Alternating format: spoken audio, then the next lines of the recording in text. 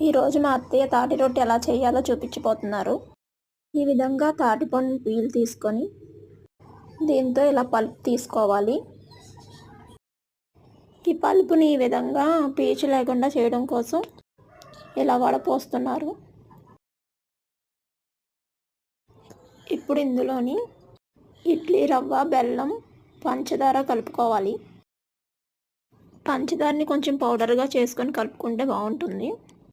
ఇడ్లీ రవ్వే కాకుండా బియ్యం రవ్వ కూడా కలుపుకోవచ్చు. ఈ విధంగా బాగా మిక్స్ చేసుకొని స్టవ్ మీద ప్యాన్ పెట్టుకొని లోపల అరిటాకు వేసి ఇలా ఆయిల్ పోసుకొని ఈ విధంగా రొట్టెలాగా పెట్టుకోవడమే. అంతే, వెరీ సింపుల్. పైన మూత పెట్టి ఈ విధంగా లో ఫ్లేమ్లో ఉంచుకోవాలి. తీసి మరలా రొట్టెను తిరగేసుకోవాలి. అంతే, మన రొట్టె అయితే ఇలా రెడీ అయిపోయింది. నచ్చితే లైక్ చేయండి.